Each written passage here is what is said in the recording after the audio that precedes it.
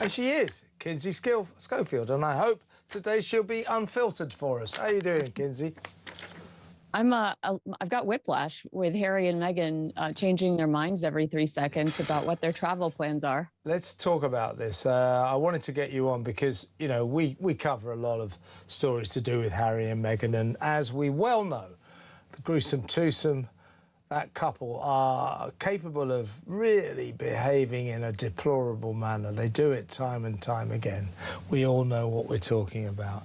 A cancelled royal trip might sound like a scheduling issue, but in reality, it highlights a much larger question about Prince Harry's relationship with the institution he left behind. Since stepping back from royal duties, Harry has tried to maintain a connection with Britain while also insisting on security arrangements that reflect his unique circumstances. What's interesting is that this debate isn't simply about bodyguards or transportation, it's about expectations. Harry has repeatedly argued that the threats against him and his family haven't disappeared simply because he no longer works as a senior royal. On the other hand, the British government has consistently maintained that publicly funded security is determined by official roles and assessed risk, not personal preference. That tension has created years of legal disputes, public criticism, and strained family dynamics. Every proposed visit now becomes more than just a family reunion. It becomes another chapter in an ongoing battle over trust, status, and responsibility. And that's why this latest cancellation is attracting so much attention. Many believe it says less about travel plans and more about how difficult it has become for both sides to find common ground. And there was this sort of tacit confirmation, yes, they will be here. I had to accept, well, maybe I'm wrong, she's going to come back here. Good, Charles will get to see his grandkids. That's nice. I like that. Last Friday, 4 days ago, they suddenly ripped the carpet, the rug, if you like, from under... No. On Friday, Yes. they privately sent an itinerary of their trip to the WhatsApp group that the Sussex communication team manages. It was Saturday where Harry leaked to the media that he, in fact, did not get the security. The meltdown begins on Saturday, where Harry tells some outlets, I did not get the security that I expected to get. And that, you know, now I'm reconsidering bringing Meghan and the children, which we all know is just Harry and Meghan trying to manipulate the media and bully King Charles into a corner. Yeah, I think you're absolutely right. See, here's why what I suspect, and I take no joy in this, I think this was the plan all along. It was to sort of build King Charles up and Britain to the idea that our king is finally going to get to see his grandchildren again, and then to whip that away from the king and the nation by saying, well, you still won't give me that gun guard, police armed protection that I need, that I demand, so you won't give it to me. So nah, I'm not going to bring Meghan and the kids back now. I think that Harry actually thought that if he could set up this meeting between his kids, Archie and Lilibet, and the king, that the security he demanded, or he's been demanding now for a couple of years, would suddenly fall into place. He'd get that automatic armed police protection he's always demanded, and everything would be hunky-dory. But of course, they've turned round, the authorities here, and said, look, that doesn't make any difference. You're not getting an armed guard. Your British taxpayers are not going to pay for police protection for you, mate. You ran away. You're not a front-line royal. You're not getting it. As soon as he finds that out, he breaks his father's heart by saying, well, you're not going to get to see your grandchildren after all. What a despicably cruel thing to do to the king. One of the most talked about aspects of this story is the reported media leak. Whenever confidential discussions surrounding the royal family become public, people naturally start asking one question: who benefits? Leaks have long played a role in royal coverage, but identifying their source is often impossible. Sometimes information emerges from insiders, sometimes from people close to negotiations, and sometimes details evolve as they're passed between different outlets. Without solid evidence, assigning blame remains speculative. What the leak unquestionably did, however, was change the atmosphere surrounding the proposed visit. Private family discussions suddenly became public debate, increasing pressure on everyone involved. When negotiations unfold in the media instead of behind closed doors, compromise becomes much harder. Every decision is interpreted as either a victory or a defeat, making even routine arrangements politically sensitive. That raises another question. Was the cancellation simply the safest option once the story became public, or had deeper disagreements already made the visit unlikely? Internationally, he receives similar response security-wise based on the UK's reaction.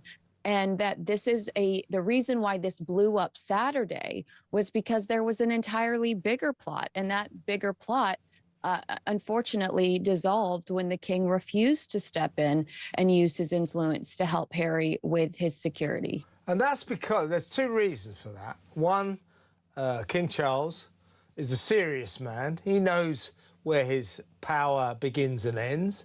He has no power to make that decision. He cannot preside over government decisions. The decision on who to give armed police protection to in terms of the royal family is the government's consideration. It is within their remit, not King Charles. And secondly, King Charles just feels it would be wrong for him to use his influence in that respect to try and persuade. Public attention often focuses on Harry and Meghan as a united front, but situations like this naturally invite speculation about how they divide responsibilities. Prince Harry has consistently positioned himself as the family's primary advocate on security matters. Much of his public commentary and legal action has centered on protecting Meghan and their children, suggesting this issue is deeply personal to him. At the same time, Meghan has increasingly concentrated on building her own professional identity in the United States through business ventures, media projects, and public appearances. That shift has led some royal commentators to wonder whether the couple's priorities are evolving. It's important to note that there's no verified evidence of a separation in strategy or personal disagreement. However, when one partner remains closely tied to unresolved royal issues while the other expands independent projects, observers naturally debate how those different paths might shape future decisions. Whether those discussions reflect reality or simply public curiosity remains an open question. The radar, where you're not going, why announce it? Why tease it? Why build this hype around it? Why leak stories? Because the ultimate objective was for Harry to get his way, and he's not. And what we're currently seeing is, in my opinion, a mental breakdown over not getting his way. Also, I think he's so intellectually challenged that he doesn't understand where the power of the king stops. I mean, the king essentially, it's always important to stress this to a lot of your fellow Americans, Kinsey. The king does not rule this country. He has no power. This is a democracy run by the democratically elected government. We have a figurehead who is our constitutional head of state, His Majesty the King. No more than that. He has no power. Harry, I don't think, understands that. I think Harry thinks his dad can go around telling the government to do this, that and the other.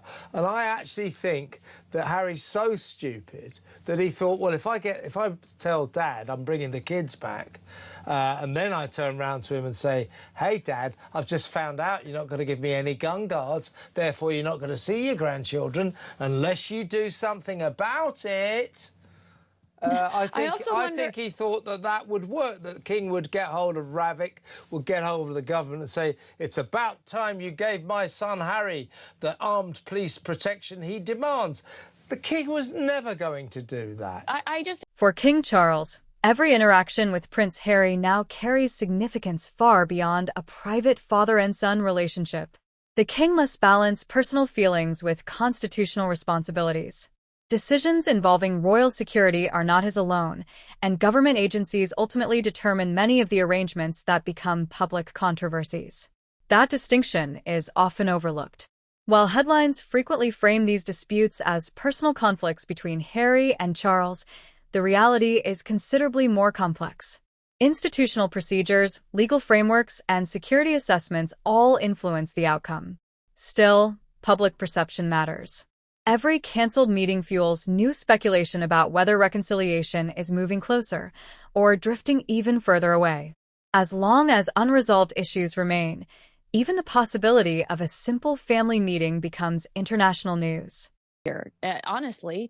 And so I do wonder if Keir Starmer's resignation has negatively affected some of Harry's pull. Very good point, that, Kinsey, because you're right. Yvette Cooper, the current Foreign Secretary, Keir Starmer's Foreign Secretary, was supposed to be pulling a few strings on Harry's part, trying to get him the security he demands. But she's likely to get sacked.